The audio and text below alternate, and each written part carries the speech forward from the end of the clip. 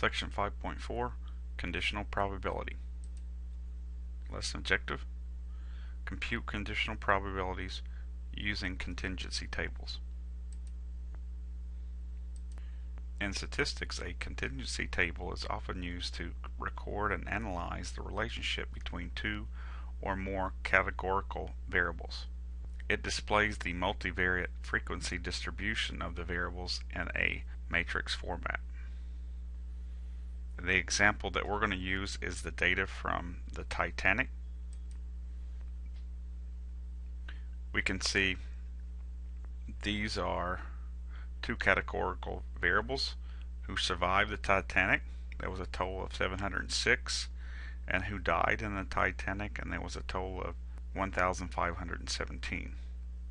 So the grand total, how many people were on the Titanic, was 2,223. And we're comparing that against gender. Here we have the men. There was a total of 1,692 men. Women, there were 422. Boys, there were 64. Girls, there were 45. What is the probability of randomly selecting a man or a boy?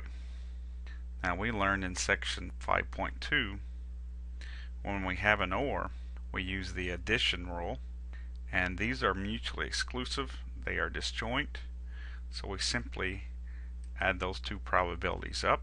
Probability of a man plus the probability of a boy. Probability of man was 1692 out of 2,223, and the probability of boy was 64 out of 2,223,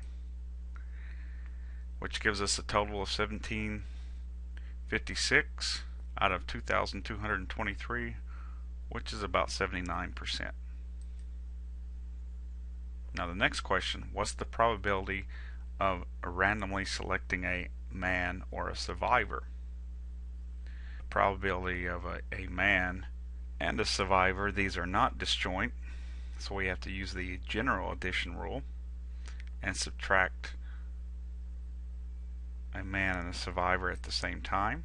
And if we look at the contingency table, we can see that these are not disjoint because they crisscross. So the probability of man is 1692 out of 2,223. Probability of survivor is 706 out of 2,223, but we have to subtract a man and a survivor at the same time, 334 out of 2,223, which gives us about 93%. Now this is our first example of what we call conditional probability. What is the probability of randomly selecting a man given the person was a survivor? Okay, so we know that the person is a survivor, so we're only looking at the survivors. We want to know if the person was a survivor, what's the probability that he was a man? So the survivor has a total of 706. How many men do we have out of that? There was 334. So our answer would be 334 divided by 706, which gives us about 93%. Now here's another conditional probability problem. What is the probability of randomly selecting a survivor given that the person was a man? Okay, so now we're only looking at the men, which there was a total of 1,692. How many of those survived? 334. So this probability is a lot lower. 334 divided by 1,692 is about 20%. So for our next example, we're going to use the data from the early fall 2009 student survey, and we're going to look at the relationship between gender and party affiliation. There was a total of 149 people that did the survey in the early fall 09. What is the probability a randomly selected female is a Republican? So now we're only looking at the females, which there's a total of 85. We want to know what's the probability that picking a female is a Republican.